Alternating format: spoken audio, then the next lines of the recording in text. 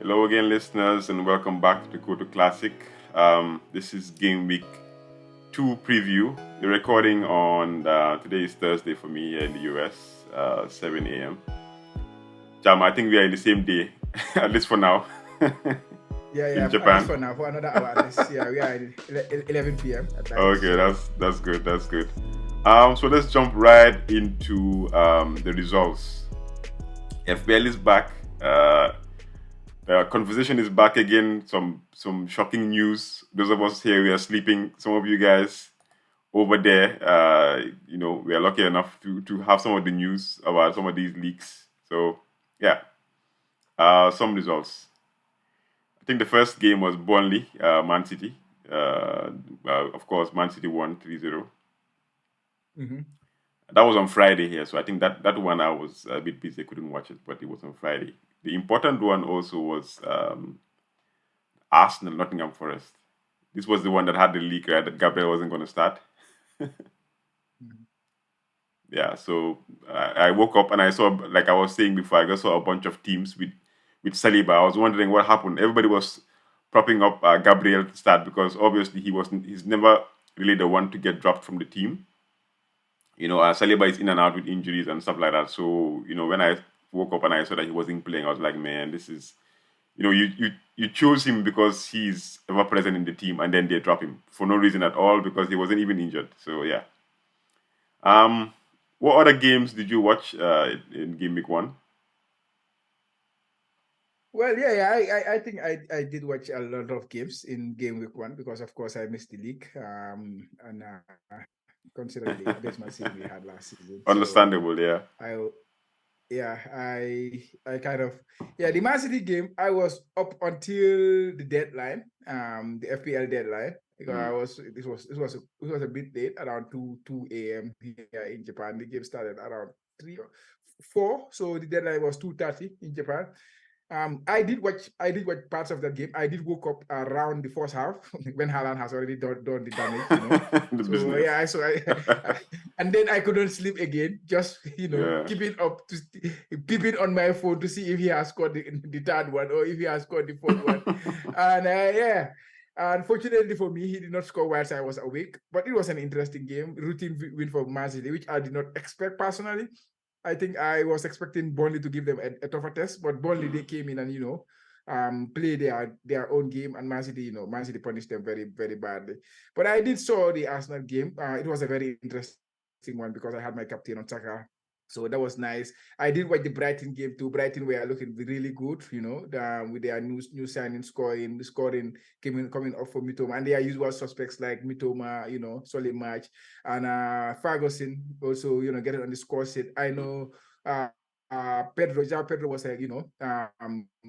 leading up to the game, he was a popular pick in FPL, and Yeah. then he came out with the goods, won a penalty, took the penalty, whilst every other player you don't expect to take the penalty was in the pitch, which is very, refreshing for owners. He was in my team, so I enjoyed that. Everton, I just saw the highlights, but Everton should have won, or at least should have get a point. They scored a legit goal, in my opinion, but the referee, denied them that goal. They completely dominated Fulham, and Fulham Wow. scored, Okay. caught them on the break, and then score. Newcastle was also flying. Yes. That was it. Newcastle 5-1. Isaac was so good in that game. The game started with like fire. Expecting Villa to come out with because ended the season last year, everybody was expecting a very difficult task for Newcastle in this game, but they came out 5-1 winners, continuing just where they left off last season. I enjoyed the sports game against Brentford too. I watched that one. But of course, we'll get into the Liverpool and the Chelsea game, and also the Man United and the Wolves game, which I did. I didn't see the United game for sure, but I saw the Liverpool Chelsea game, which I will talk about when we go come to the fan section for sure. Yeah. Yeah, I think I watched some highlights, obviously, because you can't keep up on all the games. The Brentford Tottenham game was very interesting, Like Tottenham they seem a bit different, and everybody is talking about Madison, of course. It seems like a very good price, and the assist is involved. I think he was involved in everything that Tottenham had to offer in that game, which is refreshing to see. At Yeah. least another option for midfield. We have a lot of them this season.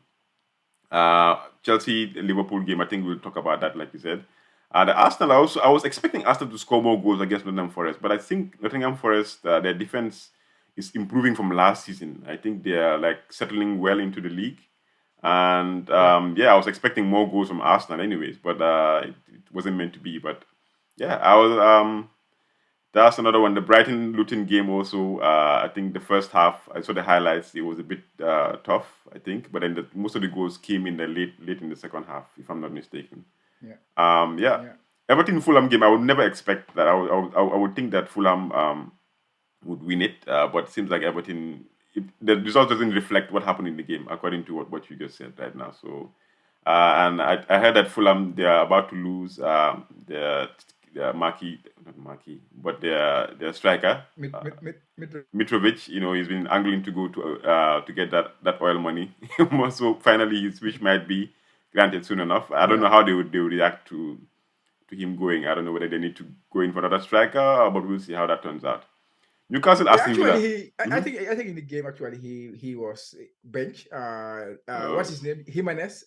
If you know yeah, they Jimenez just is signed. actually Okay, they one. just signed a striker. Yeah, They from just Wolves. signed Yeah, Jimenez. I think that's like he's a good sign for them. replacement. If he can rediscover his form that we knew he could have, like before he got that head injury, Yeah, and he never really get back to that level. But of course, if he gets to that level, I think he might be even better than Mitrovic. Mitrovic. But yeah, that is remain to be seen if he can get back to that level. So, but we'll see. Yeah, go ahead. You were saying Newcastle, right? Newcastle, Aston Villa. Man, I saw this.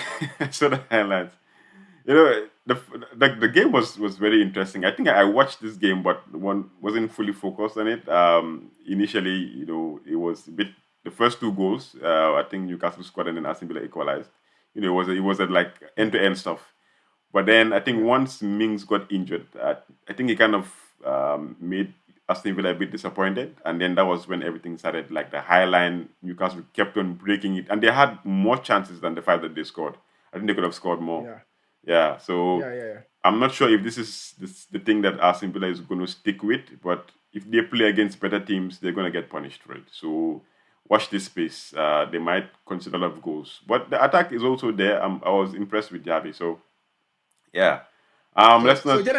Mhm. generally, yeah. Before we move, yeah, like which team impressed you the most during the first week? Like which game did you watch and then you see this team play and then you feel like, wow, this team is up to something else. Of course, Villa was the team we talked about at the start Mhm. of the season. Yeah. Um, but of course, they like you say, the Minks injury kind of hit them hard, and then they had to like what his name, Pau Torres, he was kind of put in baptism of Yeah, fire, by just fire. like in that Yeah, situation. It was very wasn't difficult. expected to start Um, or to come yeah, but in the generally, game. which teams did you really enjoy watching so far in the week? To be honest, I was impressed with Newcastle because this was supposed to be a tight game, right? It could go either Yeah, way. I was expecting like a 1-1 draw or a 2-1, very close, closely contested game. But like Newcastle seemed they just continued from where they left off last season. Every other team like have issues, starting up the new season. Like your players are not really fully fit, but they just started the season really really well. I was impressed with Newcastle. I think that the difficult start that people were predicting will happen.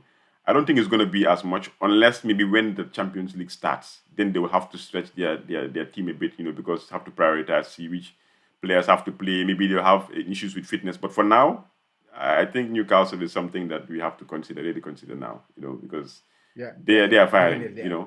Yeah. They are firing, definitely. Another And of course, mhm. Brighton, but because of course Luton, they play Luton, we have to take that Yeah, into yeah, context. definitely. But they were looking impressive. Bitoma, continuing where he left off. Like I said, Match was impressive as well. Yao Pedro was exceptional. He was Hmm. in everything that was going on in their team. He was around everything. What his name? Welbeck started up front, but he He did not missed impress, to be honest. They created tons of yeah, he chances missed for a him. few chances. Yeah, he missed a few He chances. missed a lot of chances. Ferguson came on in the second half and then scored from his first chance and almost got another one too. And then there was this young guy and this African guy, what's he called? Adigara, the one who I scored didn't before. yeah. Yeah, he was exceptional in preseason. And last season, he was with the Belgian team on loan, similar to Mitoma, the same team that Mitoma was in. Mm, And then he was exceptional there. I think he did even better than Mitoma has done there. He's scoring goals there, left, right, and center. So he's a player we should watch, to be honest. yeah. Okay. He could have get a brace in the game. the Ferguson goal, he was just right behind it. Yeah, If yeah, yeah. Ferguson was I there, saw the highlight. Yeah, I saw that he was he behind. tapped it. And then you can see how he burst into that space, leave the defender. Like, he's impressive. I feel like I felt about Mitoma last time. I think there will be a time this season that he will have an impact in this team, and he will be a regular starter in this team. I don't know to whose expense, because he played the same role as Mitoma or Match. So it's just a Oh, difficult competition to remove those players in their position. But he's a player to watch out for. He was exceptional in preseason. He was exceptional last season, and he has started the season flying. So okay. yeah, just wanted to add that one. So watch this space on Adingra. So moving on to our teams. First is me.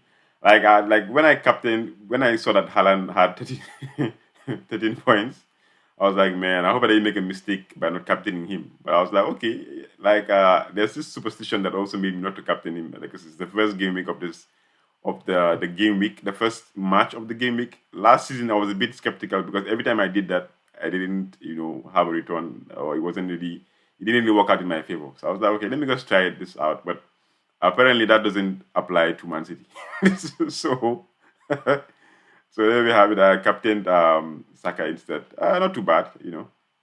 So my team, as it stands, I have Onana in goal with 9 points. To be honest, as a Man U fan, I think that was a penalty. Against yeah, definitely against Wolf, It they was. should have had a It penalty. should have But been a I penalty. wouldn't complain because it's my team. But to be honest, like you don't even have to look at it. It's a penalty, and I think they came out and apologized to to Wolves' coach that it was a penalty and then they missed it. You know. So Mm. 9 with Onana. Chilwell was exceptional. I think we'll talk about this in the fan corner. Man, I was happy that I stuck with him. He was one of the players in my team that I never even took out of my draft ever. As soon as he was in, he was in. I watched one of their preseason games and I said, this guy is gonna stay. 100%. 7 points. Estupinian also the same thing as Chilwell. I didn't watch the game, but I heard a few good things about him. Always attacking Could have had the opposition could have box. had a couple of assists. Yep. Gabriel came up with a 1 point. I wasn't expecting this from him, but here we are. Midfield, Rashford 3, disappointing. Bruno 3, disappointing again.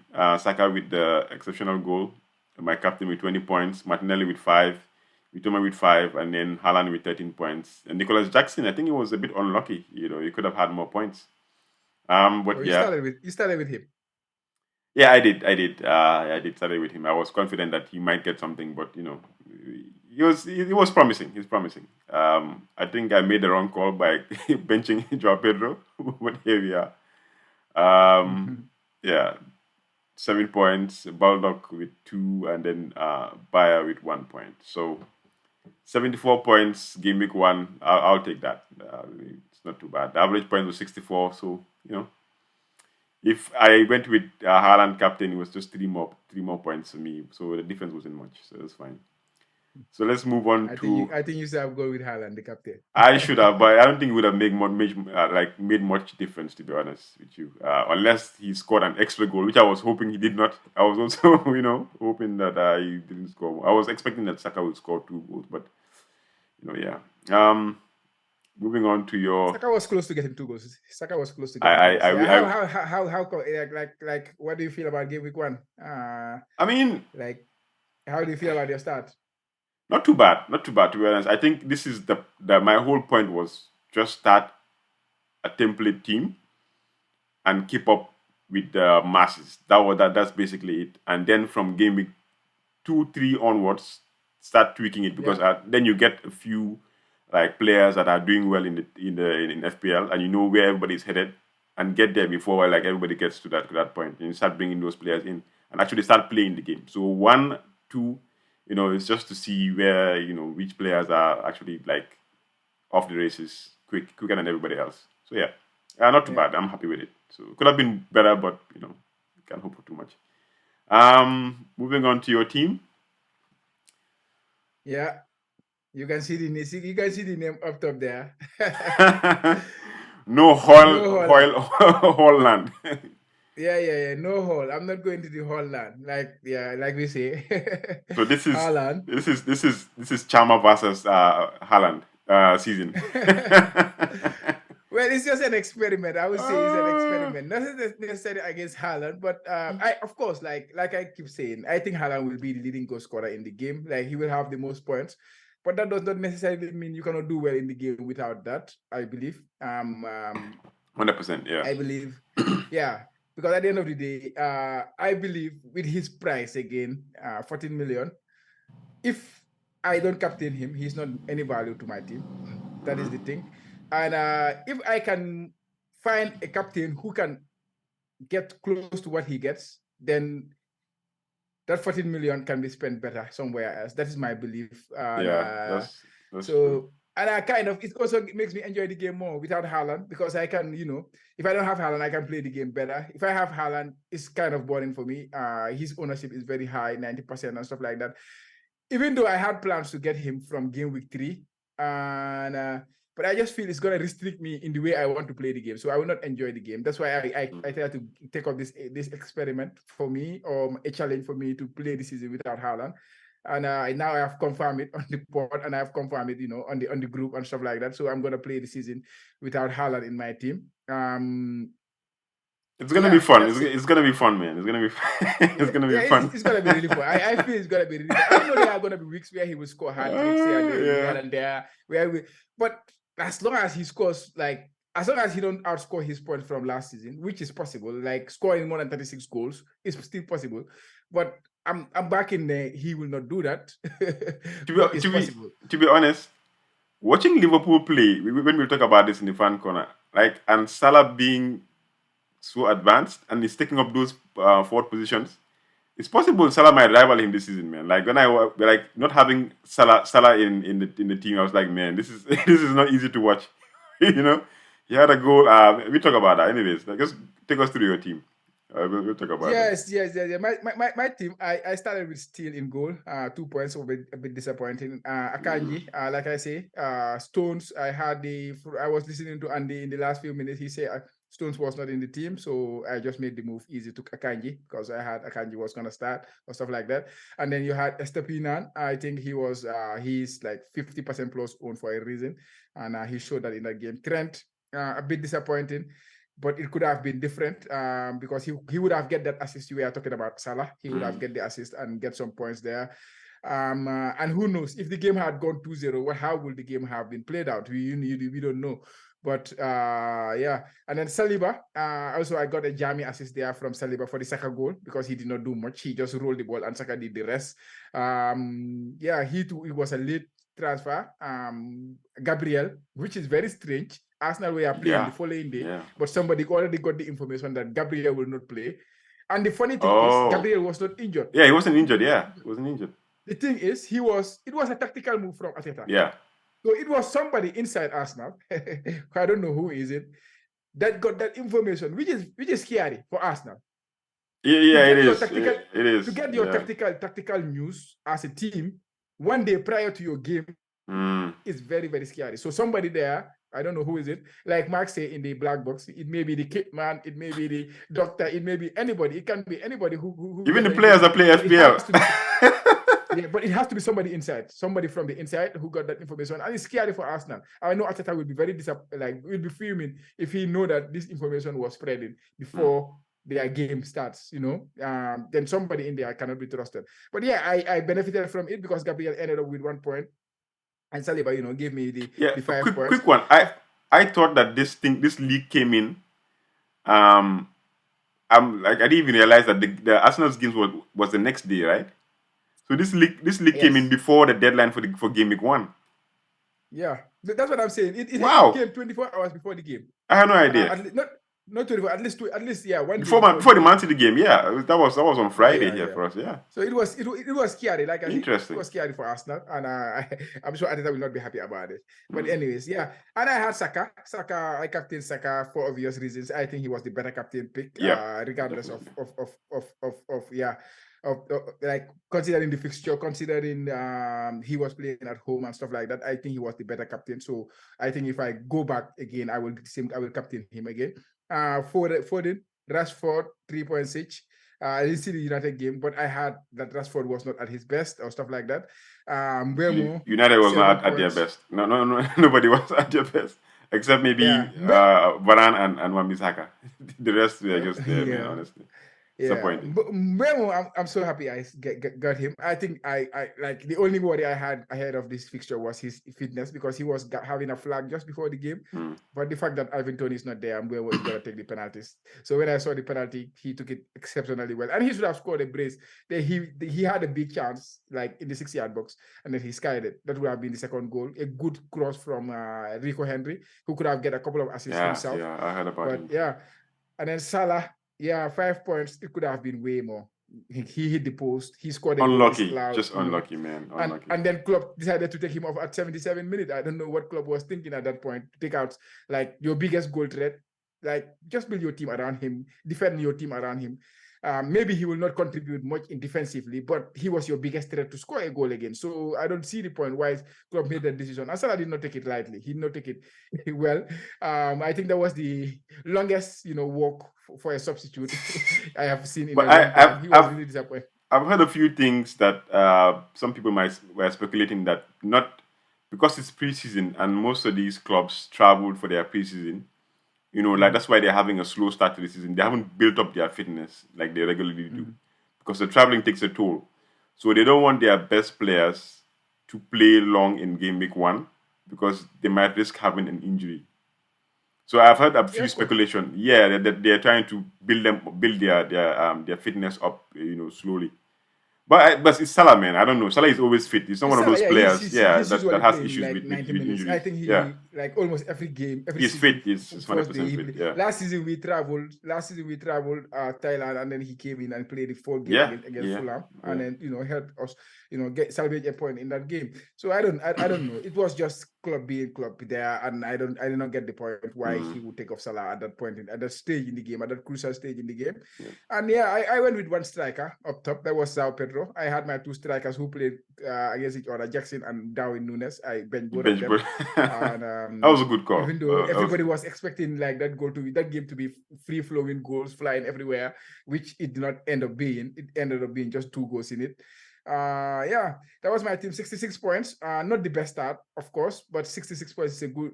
It's not the worst start. It's not like last season. It's much better than what I had last season in game week 1. So, um, I know there are a few calls I could have made differently, and yeah, but in the end, in total, I think I'm quite content. And going into game week 2, as we know, everybody is thinking, oh, like this game week we're gonna be, like I hope they don't jinx Salah, but it's having the 3 Liverpool players going into game week 2, I think that is massive for me, which we will discuss when we come to our, game week 2 teams, by the way. But 66 points, yeah, not the best start, but not the worst start. At least better than last season. I take that and move. Yep. Moving on to the Kotu Classic Mini-league. The manager of the week is Hai Imenda. Iminda. Sorry if I mispronounce the team name. 89 points for game week 1. That's not bad, to be honest. I think that's a good game week, a rank of 76,000. So already in the top 100k from game week 1. So that's without playing any chips at all. So that's good. The team had Onana in goal, had Shaw 5 points, Estupinian 7, Botman with 5. Timber unfortunately was injured with 0 points. Midfield, Salah. Look at that, man. Somebody. Salah with 5, Saka with 10, Bowen with 9, Mitoma with 5, Nketiah with 8, and then Captain Haaland with 26.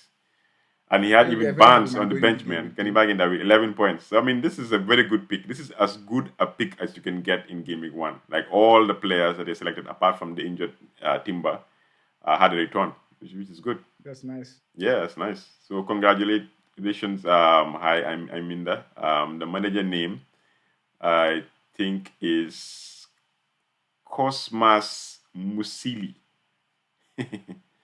Yeah. So the top 5, even though it's game week 1, the top 5 for the Kotu Classic Mini-league. Reminder again, you can join the league. The league code is KQS9LR. You can see down here. So yeah. Top 5, obviously, the manager of the week is also the number 1, with 89 points. But starting from the bottom, and in 5th is AJ, Team AJ, AA, of course, 85 points. and the manager is from England. In fourth is Ahmed Tijan Suleiman. This name is already familiar. You already know this name from a few seasons. Last season to you, they were always top. So they're starting up with a bang. 18, 87 points from Nigeria. In third is Thomas Bright. Of course, always ever present, 87 points as well. Do it doggy style. Doggy style. I like the play on words in there. In second is Sekou Gassama. Sekou, with 87 points from Sweden. I think this is Sweden, right? Yeah. Flag of Sweden, yeah. And then, obviously, our main guy, Cosmas Musili. I mean that. Which flag is this? Is this Swaziland? Kenya. Kenya. Oh, okay. My bad. Sorry. Yeah. I will test your flag skills. I will not tell No, you. man. I'm not the best when it comes to flag. Doggy style, Thomas Bright. Is that Japan? That's Japan, yeah. That's Japan. Oh wow, He's okay. English, but he stays in Japan. So Oh, of course nice. he Okay. plays in Japan. All So right. some of the like Sekou, I'm sure is Gambian, but he's based in Sweden. Oh, okay. But of course we will take the country that they They register the team are on and then put it definitely. there. Yeah. All right, so that's the Kotu Classic Mini-league update. Diverse Game week league, one. We have Yeah, it's very we have diverse, players man. from Very all over the diverse. world. Yeah, we are the Gambians, guys. We are dominating the league there, but no one is in the top 5. I know. Let somebody, We should. Bruce, No, please get in the no. top 5. This is Because your league. now it's only top 5 we're gonna show here. So if you don't get top 5, now you don't deserve to be shown on the screen. Last season I held it down, right? So I mean, this time is yours. So we are alternating. This year should be you. No, me, I have retired. So that's why I am doing different things now, enjoying my game in different ways, Yeah. enjoying my retirement time, doing things like no Haaland, those kind of things. I'm not going to win FPL with those things, man. Yeah, so moving on to our fan corner segment. I think we have a lot to discuss this segment, but we try to at least try to make it to let's say make it as succinct as possible. Try to summarize, even though it's we are fans anyway, so we have to a lot to discuss because our teams right now are not looking good, man. They are not looking good, at least for ManU. I don't know about Liverpool. Liverpool did better. So moving on, the game against Wolves, like that's why a lot of teams had two ManU assets at least. I had three because we expected that it's Wolves. Wolves are they just sacked they just not sacked their manager. I think the manager just left because he was promised some investment, but he never got it, so he decided to just walk away and left. I don't think they signed anybody of significance that I know of. Right? It's almost still the same team. Kuna was there last season, and the way we played, I watched highlights. I couldn't watch the game, but I was following the commentary. It wasn't the best. Wolves had so many chances, and against a better team, who had like very good finishing, we would have probably been down like 4-0 or whatever. Just like last season, how we started, it was terrible, And coming through preseason, we expected that the team was going to be better because we wanted to play what? What did the coach say? Is it counter whatever? I forgot the term he used. Some kind of like aggressive football, like always attacking the team. But you can't have somebody like Casemiro in the team. Casemiro doesn't start the season very, very, like very, very, very well. Even in preseason, he came on afterwards, and his fitness is still being built. And he's also 30 years old, so you have to give him some time. You can't take the two midfielders and put them up, and then just leave Casemiro in the middle to like cover all the spaces. I don't think it's gonna work. If Kobe Mano was there, who had a really good preseason, apart like until he got injured, he's somebody who's young who can really help out. In that midfield area. We were expecting that he will have a breakout season this season, but hopefully it's not too late. He might come back and still, get a chance in the first team. But he was somebody we were excited to see in the team. Now we have been linked with Amrabat for like a few months now. The word on the street is that we need to offload some midfield players because of financial fair play so that we can actually sign him. There are news coming out yesterday that like he's already tired of and fed up of waiting for ManU, and I get it. Like you can't keep somebody on hold until now, and then whatever happens what happens if we don't sign him, and then nobody else comes in for him, and he wants to leave, and he wants to come to ManU, and apparently they had an agreement that they're going to sign him, but they need to offload some players. That's not his problem.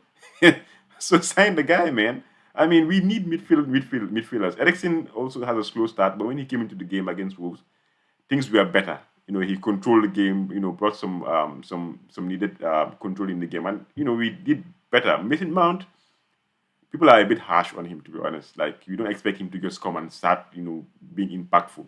He had a torrid season with Chelsea last season with injuries and also, them not doing too good. So his confidence and coming into a new team, I think he needs time. I'm not sure if midfield is his best position for ManU, but we'll see. We don't have to judge him off of one game. There needs to be changes that the coach makes in our formation. It is not working, man. Honestly, our midfield is like non-existent from what I saw. I've heard we have been linked with Onana, who's like a powerful midfielder, it's like a CM, but I think it's a bit technical than most defensive midfielders. But Everton they're saying they bought him for like £30 million. He's also Onana, right? He's also Onana, yeah. So we're gonna have two Onanas in our team. But we have been linked to him, but I don't think we're going to go for him because his price is not going to be cheap. Everton, I think the rumor is they want £60 million for him. And you don't just cough up 60 million for like a backup midfielder, and that doesn't work. So my preference would be us to sign Amrabat. He's a defensive midfielder. He can come in and work straight into the team until the team gets balanced, and then we try to see where we can work on with Mount and whatever. Remember, we had this discussion that you said that I told you that Amrabat was going to come and be on the bench because we signed Mason Mount. This is an opportunity for him to come in and step straight, go right into the team. He can. So yeah, this is my ManU. So in your words, you will bring Amrabat and then you will start him with Casemiro and then for now, like 4-2-3. For now, because we changed our tactics from last season. We're different. Like, they played a 4-1, and then the two is Mount and Bruno high up there. So it's like you have two set of players, one of them in the defense and the other one up there. The midfield is empty. There's nobody. Kuna was just taking the ball and just running through the midfield. That's it. We're trying to keep them up attack. I forgot the words that they use. I'm not really a tactical person when it comes to FPL. I mean to football. But we're trying to keep them. But all they had to do was just to get somebody to just run through the midfield. The midfield is empty. So the tactics did not work because we were expecting that we were going to play a team that's going to counter or whatever. It didn't work. Should have changed it, but when we brought in Eriksen, we had to revert back to our playing style of last season, and it worked for us. So I think we need to pick and choose the kind of strategy we play depending on the teams that we are facing. Simple. And our attack, man, we need a striker. Garnacho you played Wolves in that game, right? With all due respect to Wolves. You will not expect Manchester United to come and play with a 6-6, and then and of course they will play with 1-6 all day. Casemiro. I had a lot of people being concerned about Casemiro. He's becoming slow. It's not his fault. It's I think it's a bit unfair. If you have the half, most of our it's supposed to be kind of like a moving together, attacking together, defending together. But if they lose the ball and the way we're just taking the ball and how do I say it again? Distribute it over the midfield to the attacking players. The attacking players are staying up there. They don't drop down. So it's like you're having two halves. You have one person to cover the whole space in midfield. It's not possible. Mount and Bruno are supposed to drop down and go, but they're more attacking than defensive. But Mount, I thought Mount was a player known for his his energy. His energy. Well, there's so much you can do. But season is too early. It's too early, yeah. It's a bit too early to start. Yeah, I know. I think it needs time to work. It needs time to work. But if you see Arsenal did similar thing because they play Havertz and Odegaard. But the difference was in Arsenal was Partey played right back, and so Partey was dropping into the midfield. So you have 2-6, Partey and Rice. That makes sense. And then you have it's similar to the box midfield which they played last season. Because, similar to what Man City is doing, right? Same tactics as Man City. Where Stones drops into the midfield. Same philosophy. I think right now that is the trend. Liverpool is doing that. Man City is doing that.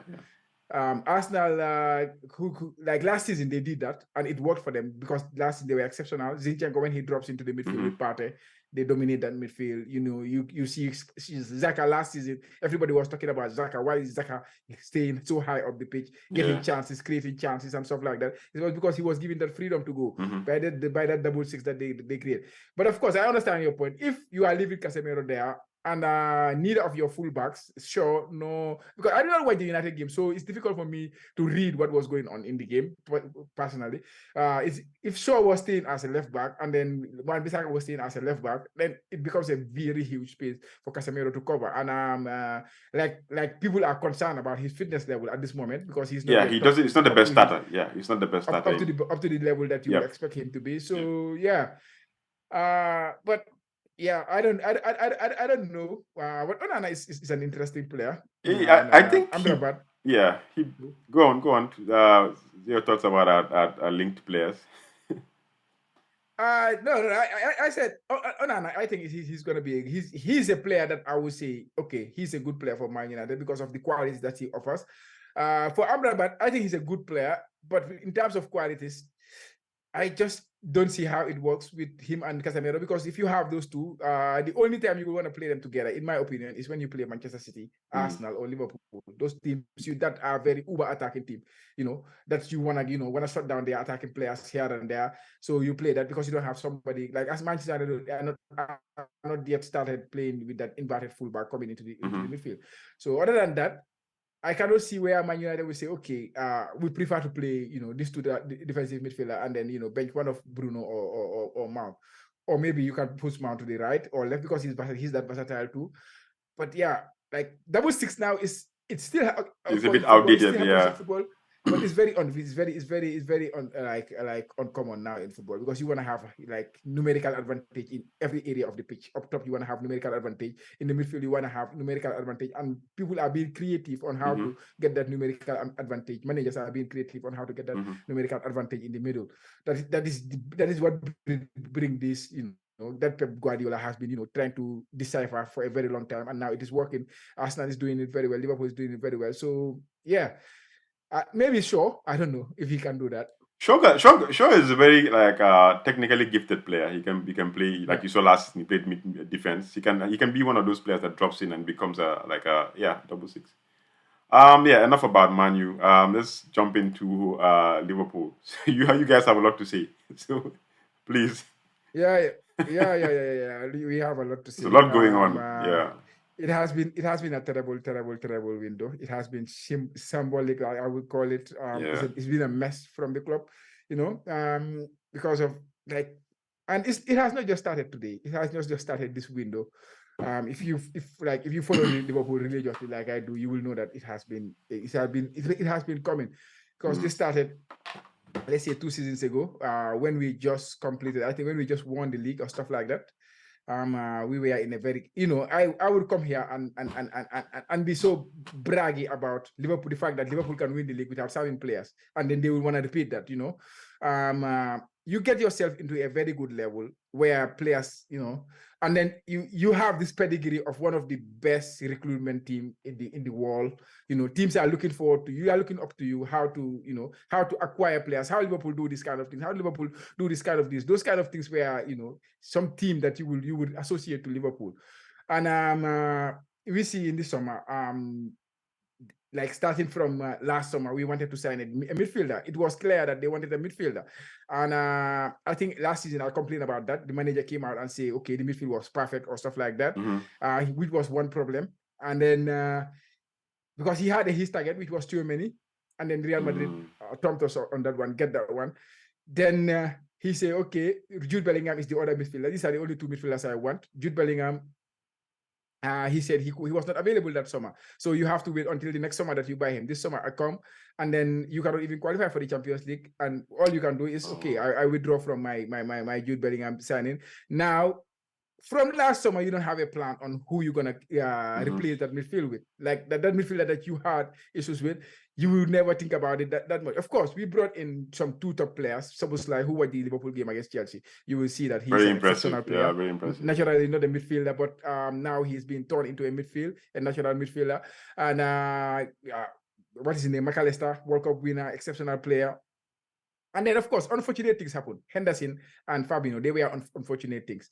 Unfortunate in a way, like it was a good accident that happened because naturally Liverpool will not sell them. But the deals came, then they were too good for Liverpool to turn it down. Especially the Fabinho case, 40 million. You like after this summer, you will never have that money for Fabinho. For him So anymore. the thing was, I think if you remember well, I told you, yes, I like the Fabinho deal, but the most important thing is who replaces him. That was the most important. What do we use the money for? And that gave us the chance to, try to sign Caicedo, and then that ended up being a mess. Chelsea, Caicedo used us, because I would say, because I'm sure Liverpool, the Caicedo camp will have give Liverpool the go ahead. Like if they did not tell Liverpool that they were willing to go, especially the agent or stuff like that, but that was in a way to to make Chelsea make a move, because Caicedo has had a talk with Chelsea for a very long time. They were in discussion for a long time, for months, yeah, for a very long time. So yeah, and then what you did to Lavia, it was so mediocre. And again, you said, okay, I want Lavia, I want to buy this guy, but I'm not gonna pay the money there. I feel he's worth this. 50 million, yeah. That is what I want to buy him for. You are not the selling club. The selling club, they decide what they want to sell their player for. So it's either you adhere to what they want, or you walk away. But just making bids. Liverpool made 3 bids for him: 43 million, 42 million, or like 46 million. Adding 1 million here and there. Like, you are not Liverpool Football Club. Penny pinching, okay? Yeah. And then all of a sudden you say, okay, let's turn now let's turn our attention to Caicedo. Caicedo did not work. And then, okay, we go back to Lavia. But of course, the club denied that they never made a fourth bid for him. They only made 3 bids. That was before Caicedo.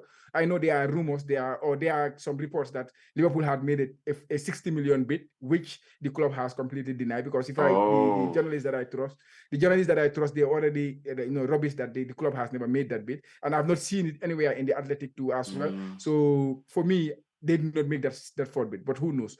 Maybe they made it, because. Yeah, and that was the mess. And then this, like, a lot of things I can say about Liverpool. You talk about the sporting director. You just saw him, Scamacca. He's in Liverpool for this summer. Like, he's there to fix a gap for this summer only. 3 months deal he signed. Before him, we have Michael Edwards, who was one of the best sporting directors that you will see. We will, Liverpool will brag about Michael Edwards, how good he was doing those deals here and there. The Van Dijk one, starting from there, Salah, Mane, how he, all these kind of things. And then last summer, not this summer, last summer he left. And then when he left, what happened? His assistant took over, Julian Ward.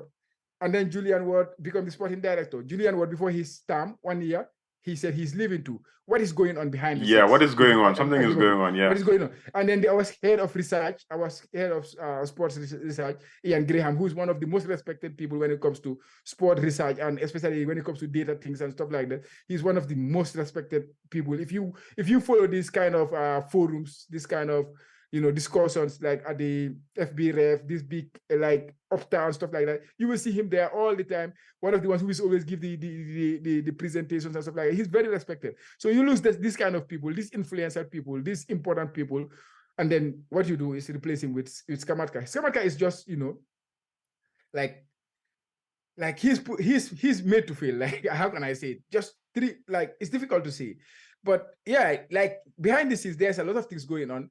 And then there's the coach. Like, I don't know if the manager, which is, of course, we love club. I love club, and but I don't know if he's like he's posting there, so I find it hard to work with him or stuff like that. That is going on. I don't know, but it's just me speculating here, because it is not normal that Liverpool will have 4 sporting directors in the space of 2 years. Sporting director who makes their footballing decision, and they are making a baseball decision right now. They are linked with a lot of players. Well, they are not linked with players. The players they are linked, they lose them. Like, for example, these are players that we are mentioned that maybe Liverpool should consider. You have Paulina, but they say it's expensive. Doucouré, everybody is expensive at this moment in time. Amrabat, we just talked about for us for Man United. How are they expensive when you're willing to go to bid 105 or 110 million pounds for Caicedo? It's like you have the money, it's there. Yeah, they have the money, but for Caicedo case, it was like similar to Van Dijk case, I would say. Like, you are buying a player that he will make a transformation. He will come in and make a transformation. I think Paulina has done a great job in the Premier League. but he's too old for my age, opinion. yeah, the He's age around is an issue. 28, 29 years old. So if Fulham are asking for 60, 70 million, this player you're going to use him for 3 years or 4 years. Like last season, you remember when you guys signed Casemiro for 60 million and with all those wages, what I was saying about him. Like I did not like that deal. Of course, he can give you a 1 year or 2 years. It's the same thing with this. So I don't like this kind of deal. So it's just me being consistent from last year. I don't like that kind of deal. Doucouré is an interesting one, but he's playing for Crystal Palace. You know, he has done a great job there, a decent job, but I don't think he has. Like he's that player you will say, okay, he will just come in and become one of the best defensive midfielder. Andre, he said at Brazil, Fluminense, he has not played in Europe yet. So what do we expect from him? Amrabat, he had an exceptional World Cup. But for me, that is it. Like he was very good at the World Cup. Other than that, if you look at his performance at club level and stuff like that, it is not something that you will sit back and say, "Oh, I want this player." He's not that player. And then you have Chama at Aston Villa. He's decent. Like he has not proven anywhere. So Caicedo is quite different player. He was a different breed because of what he did, the impact he had in the Premier League. Sangara, you know, they are talking about him. Kone, we spoke about him earlier at Liverpool earlier this summer. Among this list, the player that I will say I will ready to break the bank for might be the Benfica player. Even though I have not watched his game properly, but I have, you know, because I can do my analysis looking at the data here and they are looking at the highlights and stuff like that. And then, you know, so he's a player that I will say, okay, this player, but they are asking for astronomical amount, about 120 million. We just saw Enzo Fernandez left Benfica for 105 million. Now Darwin Núñez left there for almost 100 million euros to Liverpool. So they have Benfica, a price cut off. Yeah, they have a price. They know how to sell players. They know how to sell players. So now Florentino is the main guy there. And they know number 6 right now is a scarce type of profile of player in the market. So yeah, it's quite unfair that you have Fofana there. So it has been a mess for Liverpool, and really they are turning it into a player that Watanabe, what is his name? They go sign Watara. Enzo? Watara. Endo. He's a Japanese player. Endo, yeah. Yeah, to be honest, I know him from the World Cup, similar to Amrabat. If Japan had progressed to the semifinals like Morocco did, maybe he would be that Amrabat we are talking about at the end of the World Cup, because he was exceptional against Germany. If everybody remember that game, he was exceptional. Maybe not. It depends on how you watch football matches, because maybe you are more like attracted by attacking players doing these things. But that game, if you go to the Kotu Classic page and just type Endo, you will see that at the end of that game against Germany, what I wrote was Endo, man of the match for me. He was exceptional in that game. He was everywhere. I spoke about him tons in that game. But he's 30 years old, and Liverpool are going to get about 20 million. They're planning to sign him for 30 million. Endo, what are Endo? The player playing for Stuttgart. Oh, he's 30 years old?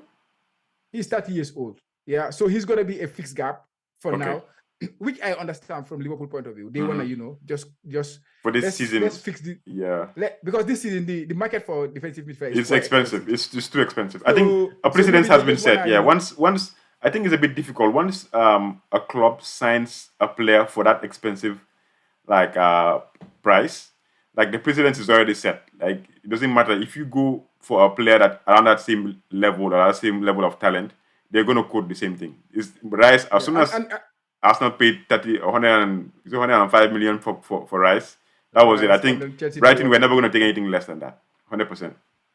So yeah. And then if you look at the market too, those kind of players are also scarce, you know, defensive midfielders, because it's a you know, I think last week I said that it's a specialist position.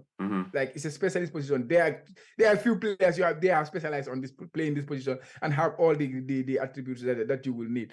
So yeah, it's gonna be interesting to see what he can do for Liverpool. But other than that, generally the Liverpool team is very good. I think it's just needed some players to come and help them, and then, you know, especially in that department, in that midfield. But yeah, last season our midfield was a mess. Henderson and Fabinho we are all over the place. Maybe now they have changed a little bit, especially when it comes to the attacking, the profile of the midfield with McAllister and Szoboszlai. We have some exceptional players who can play that higher up the pitch. And now you see we have changed our formation. Trent is coming in. That's why, yeah, of course, in the Chelsea game, everybody was expecting, oh, this game is going to be free for up. There's going to be a lot of goals flying here and there. Of course, there were chances, but it was a close game. It was not like chances like left, right, and center. Every attack is a chance. You know, it was not like that. Like I said to Chelsea fans in the Kotu Classic group, I was very comfortable watching that game from a Liverpool point of view. Like, because of Chelsea got the ball, yes, they dominated the possession and stuff like that. But There were no clear-cut chances. They were not clear. Most of it was. I did not feel threatened at all. To be honest, Yeah, I think I think the most of the threat came from you, Liverpool. I think Liverpool could have scored more clear-cut goals because the Chelsea line was high. Colwell, even though he was impressive, he made a few mistakes. That Salah goal should have stood. That was a goal. That was his mistake. The line was there. He was like deeper than the offside line, so he played Salah on. So that should have been a goal. And I felt like the first few minutes, VAR, I think VAR didn't get that wrong. I think that was wrong. But it was tight. But of course, VAR, you cannot dispute with VAR when it comes to. Nobody understands the new offside rule. We're just watching what they tell us, especially me, in my opinion. I still don't understand it. No, but I think the base information that you need to get is any part of your body that can score a goal can be offside. That is the difficult thing, right? Like, for example, if you are on the move like this, on the other hand, only your hand cannot score a goal. But because if you are in motion, like your upper body is in a higher position than your lower body. So that's why it's difficult, because sometimes the line is taken from the upper body than from the body in the ground. So it's difficult to see that. But if you look at from the ground level, you might think the player is onside, but naturally they have the technology, so you cannot dispute the technology at the end of the day. So you cannot argue with the technology. You just have to accept and move on. So yeah, I see many people having that concern. They cannot understand why it was disallowed. But yeah, for me, I just accept that the technology maybe is right or something. But yeah, it was tough though. It was tight. Yeah. I think you'll spend enough time in the fan corner. But yeah, this has to be discussed, because I think most of our teams now, both of our teams are going through a phase, and we need to expect we expect more from them. So moving on to game week 2 fixtures. As you can see, let me just go through it for those that are listening. First game is on Friday. Nottingham Forest against Sheffield. On Saturday you have Fulham, Brentford, Liverpool, Bournemouth, Wolves, Brighton, Spurs, ManU, Man City, Newcastle, and then Sunday you have Aston Villa, Everton, West Ham, Chelsea, and then the last game of the game week is Crystal Palace, Arsenal. So your picks for this game week. Just give me top 3. Let me see. Fixtures. Top 3 fixtures that you think points are going to come from. For FPL, yeah, of course, it has to be Liverpool this week. It's going to be like Liverpool, then everybody else. I would say that way, like, because Liverpool is playing Bournemouth.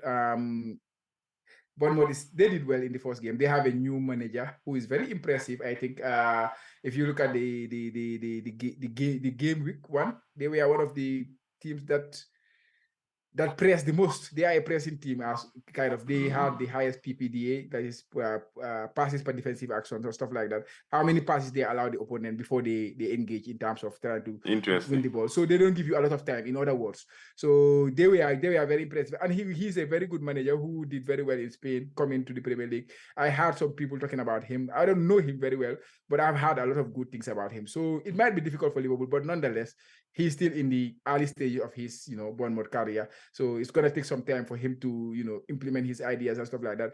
And even without that, it's Liverpool. Liverpool attack is very good. We can talk about how bad the defense is, but when you turn and talk about the Liverpool attack, you can still see it's still there. It never dropped off. The options are just immense. So Liverpool, considering last season how they did against this team too, it was 9-0 at Anfield. Salah, of course, the famous game that Salah failed to return, which was very strange. So it's the game that I'm looking out for. The next game that will be interesting. I think Man City and Newcastle will be interesting, but that is from a football point of view. But I think it's going to be a difficult game. I don't know if it's going to be a lot of FPL points, because Newcastle can be good defensively, and Man City can be very, very good attacking wise. And both teams are good attacking too. If you look at like Man City, good defensively, they are good attack. Newcastle are good defensively, they are good attack, and they can cause trouble for Man City, to be honest. But we will see what happens and how KDB's injury is gonna, impact on the Man City team. Yesterday we saw them play in the cup. What is it called? Super Cup. The Super Cup. Now they have to play the league game again. So they have a little bit of time. The season is just started, and now they are already having, jam pack of games. Don't forget the previous community against Arsenal, then play the league game, then play, So it's gonna be an interesting game, in my opinion. That one is gonna be very interesting game. If I have to choose a third game from this list, that could be interesting. Of course, I don't want to choose Man United Tottenham. It's just, for footballing reason, it's going to be nice to watch. Postecoglou, we did not talk about Tottenham I think there are enough, goals. but I think you there know, are goals. There's going to be goals in that team because I don't know about Spurs, yeah, but I think yeah, if Brentford can score two against them and they drew, that means they are open at the back. And last yeah, season they yeah, were not yeah. good defensively. ManU is going to score, but I also expect us to concede based off of the game against Wolves because I think Spurs have better finishers. You have Son, even though he's not has been at the level that we are used to seeing. I think he has a chance of scoring. Madison also is Yeah, also there, so I think it's going to be a close game, but also an open game. yeah, Yeah, yeah, yeah, yeah. my pick would be Brighton Wolves. Wolves have been impressive. They like maybe they had the new manager bounce against us, but we didn't show anything that was impressive against them. So I think against Brighton is a better team as of now. Is a better team than us. So I think Brighton is going to have a lot of chances against Wolves. So that's one of my picks That's against. gonna be that's gonna be interesting. But I think Wolves were very impressive. I think Wolves were like, yes, they didn't get new signings in, but they have some top players. I think a player like Pedro Neto is an exceptional player. If he can, like get back his form that we know he can in the past few seasons, he could be a very interesting player in the game. I think he was a very good, when you look at his numbers in game week one, he was one of the top performers in game week one against Man United. Cunha too, it seems he's now their main player. So he could be even an FPL I think yeah, he was down the road. impressive. Yeah, a very impressive player. Yeah. And they played at Old Trafford, and then they should have get something in that game. They, They they, would they have get a deserve to. They penalty. deserve to. They deserve to They get a deserve to point get at least something. from that game. Yeah, Yeah, so it they could be did. interesting to see how they, even though it's a team we tip to go down because of their inactivity and their, manager changes and stuff like that. But it could It be might it interesting to might work in their watch. favor, because it's still the same Yeah, players. They don't have any new additions. Maybe the same players. Like this is the season that they actually gel, and they might do better than what people expect them to do. They might mhm. what do you call it? They lost a few players. They have lost a few players, to be honest, because they lost their captain, Ruben Neves. Ruben Neves It's to a to huge the loss. to the He went to Saudi. yeah, Arab money They lost Jimenez. Jimenez, they are striker, but of course Jimenez has never been the player he was after the injury. Yeah, since after the injury. And they also lost Konokodi, who they lost last season to Everton Everton. Yeah, on loan, and they also lost Collins. Their defender Collins is also out. But they brought in Doherty, I think. Doherty they brought in, Dort and is I think they back. brought another Brazilian player. But Yeah. these Brazilian players, these Brazilian players, you never know what to expect. Sometimes they will come and just fly in the league, and sometimes they come and they look at Danilo at Nottingham Forest last season. He came in and then did well for them in the later stage of the season. So yeah, Yeah. but I think lastly it could be also I interesting. think Aston Villa, they were disappointed in the post game. yeah, Crystal Palace Arsenal are also like a game that we should watch. Crystal Palace seems a bit different. I was expecting more goals from them in game week one because everybody was talking about what's his name again? The Eze. midfielder. Eze, yeah, but yeah, let's see. I think Arsenal maybe it's the levels they set from last season. I'm always expecting more goals from Arsenal, especially when they play like not a top six team. But we'll see how they get Yeah. on in game week two. Yeah, but I think it's also the start of the season. Sometimes teams take time a little bit to get up to speed and stuff like that. So yeah, I don't think we Expectations should are high, yeah. take too much from the game week one. Think I so? think at this stage it's just win the games and then build on Mm. from there, Build momentum. and they Yeah. did that. Okay. So moving on to boss team draft. Like boss team, for those who don't know, is like if you're supposed to have an accident, God forbid, like the team that you already have, your last draft. So we'll go through that for game week two and see. No, my team, Wild NFC. No transfers. I'm banking, so like I don't have any options for transfers. But like we have been saying before preseason, excuse me.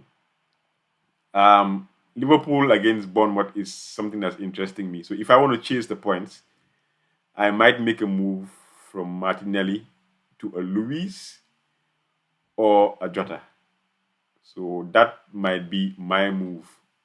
This morning, a few minutes before we started the pod, there was news. I'm not sure whether it's been confirmed that Reece James might picked up an injury. Yeah, he has a hamstring Yeah, a injury. hamstring. So we don't know how long he's going to be out for. So moving from James or one of the midfielders like defenders like Gabriel to like Malo Gusto, who's just 4 million, might be a good move because Chelsea are very attacking right now. But we don't know how long he's going to be out for. If he's going to be out for a long time, then I think that's a good move to make. But if it's like a week or so, or like a week, I don't think it's going to be worth it. But we'll see. I'm leaning towards making a move to a Liverpool midfielder this week. So my team, as it sets out, is it's a 3-4-3. In goal, I have Onana. Back, I have Chilwell, Estupinian, and Gabriel. I'm giving Gabriel one more chance. If he gets benched or whatever happens, he's out. This is the last week for me. I don't Unless have. he's injured, I think he should be back in. It was a tactical change. I understand what Ateta was doing. But mhm, If you watch the other games, like he did not have Zinchenko to invert into the midfield, right? yeah. So he did not have a left full back to invert into the midfield. So what he did was he played at Partey at right back. So if you play Partey at right back, then the left back will have to play as a full back sometimes when they're in the four, and Gabriel is more of a center back, right? Mm-hmm. So the best thing for him to do was to invert from the right. So he has to bring in another center back. But it still made sense to start Gabriel over Timbers. But yeah, he just didn't want Gabriel to be isolated on the left. Gabriel is usually the one who transitions from left center back to middle center back instead of from left full back to left center back. If you understand, I think it's a bit complicated. But anyways, that's it. If you draw it, yeah, I think one has to invert. So a defender has to Yeah. invert to be the six. The thing is, we know that is the formation that they like playing. But our problem is how often is he going to be reverting back to that move that or this team. We anticipate that we're going to attack them more. They don't give us much of a defensive threat. So how often is Gabriel going to be out of this team? Simple question. If he's going to be out more, I think it's going to be a risk. And it also depends on the fixture and the fixture that they Yeah. have. If they have 3 or 4 5 games, so And they're easy he to has win. started. He has started, I think, 76 games prior to this game. So it was very strange for him to go out. Yeah, it's very strange indeed. Yeah, I had him in my team, and he was the one I trusted. But maybe when Zinchenko is back, Things might get back it's to normal. easy for him to start. But Zinchenko Yeah, was out because last season lots of times too. He was out. He was injured, he's out a lot. and Gabriel was never Yeah. benched. So I don't know what's up. But anyway, yeah, going back in midfield, I have Bruno Fernandes, Martinelli, Rashford, and Saka. Saka is vice captain. I have Joao Pedro right now. My striking, one of my strikers. I have Jackson. I have Captain Haaland. That comment by Pep made me a bit more, skeptical about captaining Haaland against Newcastle, but I never know. Just put it on him. And bench, I have Tona against Sheffield United. I have Mitoma, I have Baldock, and I have Bear. I think from Burnley, who don't have a fixture. So you started Onana over Turner. Yeah, of course, yeah. I don't like rotating my keepers. Reason being, if it's a good game, whatever happens, and it turns out that Onana has like a lot of save points, stuff like that. The bonus point BPS might be on him. We know he's good for that against Wolves. Matona, I'm not really. I'm not still impressed with, even though he might keep a clean sheet and have more points. But I'm not looking at rotating. I might, but you never know. So this is my thinking. 3-4-3. Any observations? Yeah, no, that was the only observation I think. Tona over Anana. Yeah, Onana to Turner. I think I didn't bring. because for me, I mean, Go on. no, for me, is I always tell you I'm an opportunist, so I will always take it. I will always take those chances. So even though if it doesn't work out, I will go for them. Yeah, because Turner has the better fixture, and fixtures counts for a lot for me.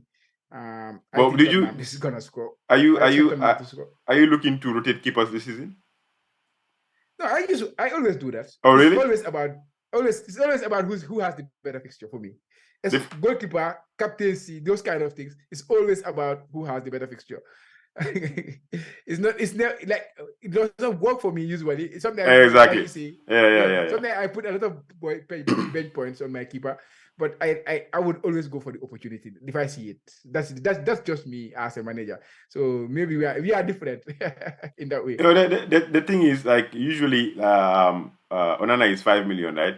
Tona is like Mhm. a 4 million, a yeah. bench player that plays. So it's good to have just in case something happens to my first keeper.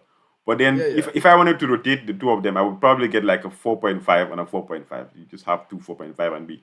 But it's never really worked out for me in previous seasons. Most of the time, the goalkeeper that has the tougher fixture ends up having like bonus points because of all the saves. Definitely. That's why I say. Yeah. That's the So thing. It happens to me all the time, but I will never. And yeah, I like. yeah. I will always, just like I say, it's all about the opportunity cost. Like they say, like if I look at the ceiling right now, in these two games, Tona I has a think Tona better has a the higher ceiling. higher Yeah, ceiling. Of yeah. course, I know Onana is a better goalkeeper without shadow of a doubt, but it's about the points. Like I always say, it's Mm. about who I think will give me the points. That's the player I always go for. So that's why. Yeah, but otherwise, I think you're talking about Martinelli. Arsenal play Crystal Palace. Liverpool have an exceptional fixture, and it is good.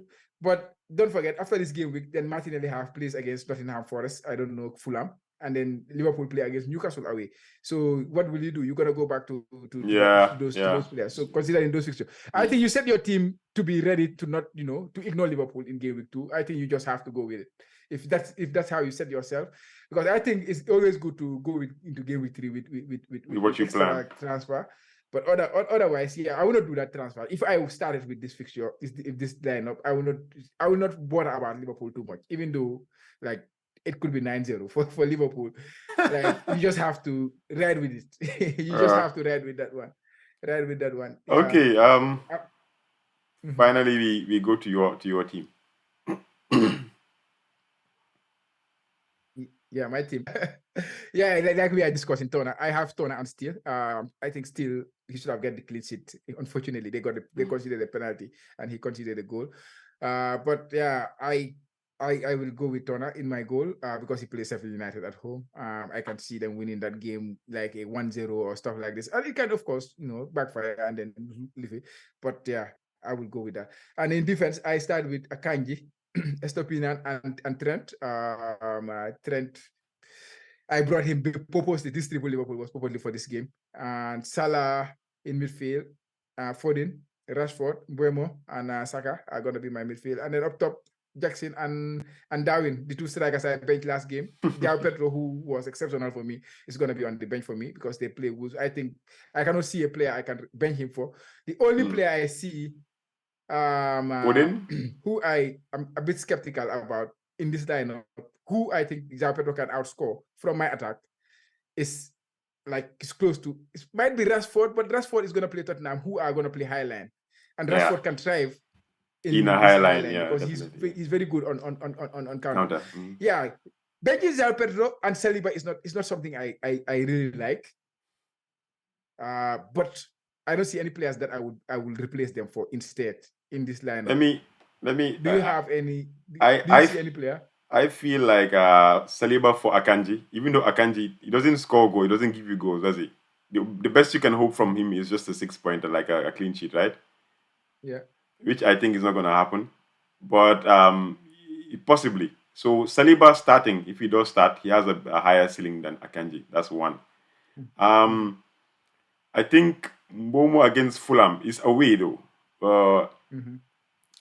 I've never seen Momo. I've not seen him play this in game week 1. Maybe he was a bit Yeah. attacking, but I feel like He was yeah, everything for Brentford. He should have scored a brace against Spurs. uh, Like I say, he missed a big chance in the 6 yards. mm, Got the penalty, scored the penalty. But anyway, go ahead. yeah. If he's that if he was that impressive, then I think maybe it's right to have him over Pedro.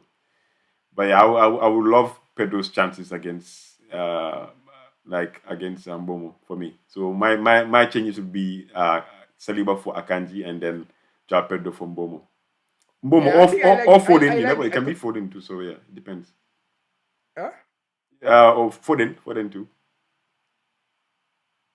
Yeah, the thoughts for Akanji for Akanji, like I like the thoughts for Akanji. I think if both teams were playing at home, I would bench Akanji and then start with Saliba. Yeah. But the emphasis I place on being the home fixture, home, Mhm. home, home, Yeah, home, yeah. home court, That makes sense. Yeah. is very high. It's very high. I put a lot of emphasis. I put a lot of emphasis on that. And Man City, it's Manchester City. They are the best defense in the league. I know Newcastle are good attacking wise, but Man City, nonetheless, they are the best defense in the league. Mhm. But I understand your point that the Saliba's ceiling is higher because he can score.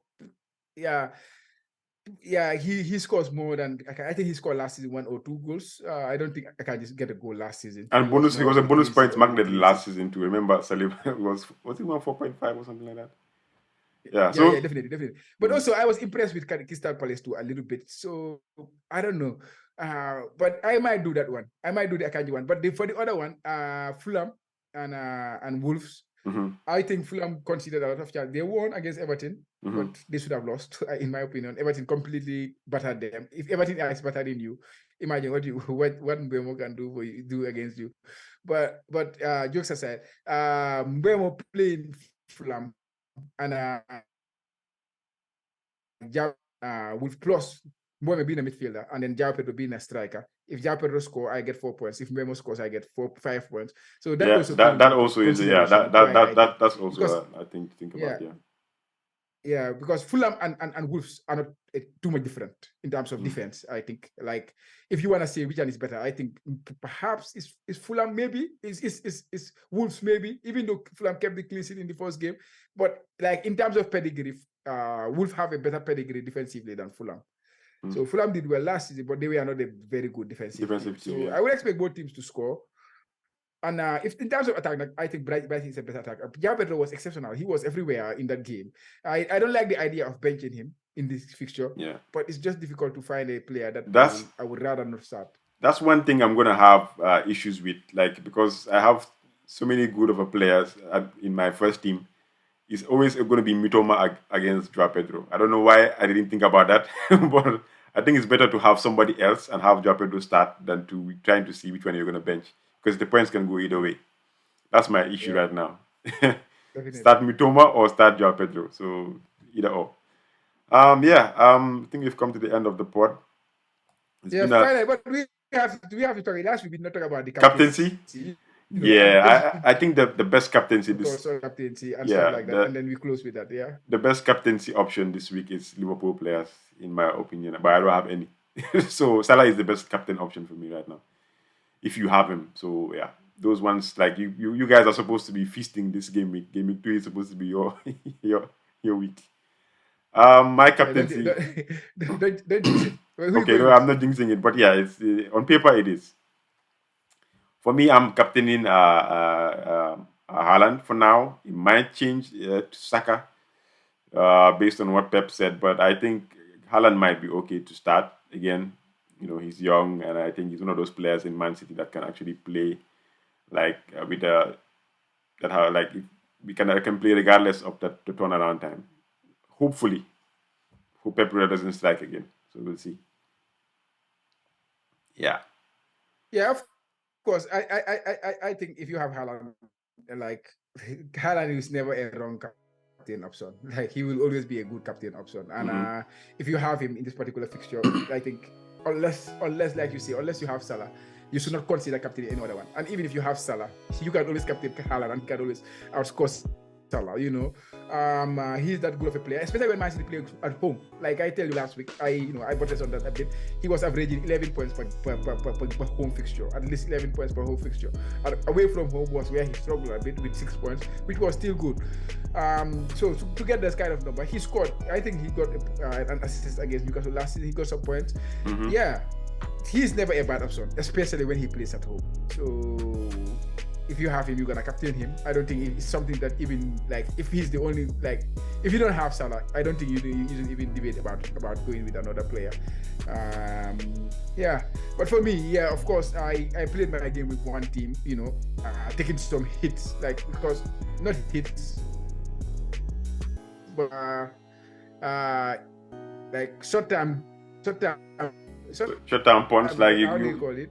Short-term suffering for long-term gains, because I went with the Liverpool yeah, we go with Liverpool full force, and then go with the triple Liverpool, bench one of them, and then then hopefully bring them against Bournemouth. Of course, this game is the perfect game that this will backfire on me because of how long I planned for it. But yeah, I am so happy.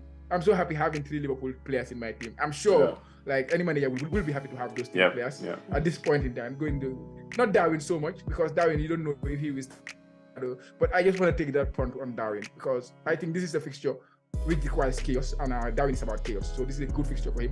I would expect Klopp to start him. Even if you don't start him, he will come on, and he could always be a threat for the opposition team. I think this is the fixture that could suit him well.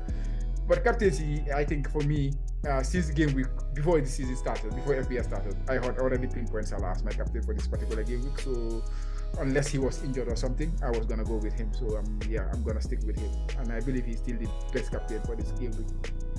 All right. Couldn't have said it better. So Salah versus Haaland for this game week captaincy. Yes. So we've come to the end of this spot. Quite a long one, but yeah, it was very interesting with all our rants about our clubs. But thank you guys for listening as always, or watching. This is the Kotu Classic. We wish you guys a very successful game week 2, even though game week 1 was a bit okay. We hope that it gets better from here on out. Thank you guys as always. Please check out the Kotu Classic or the Jordan Football Banter Bar on YouTube. We have more content on there for you guys. So catch you guys on the next one. Bye guys. Goodbye guys.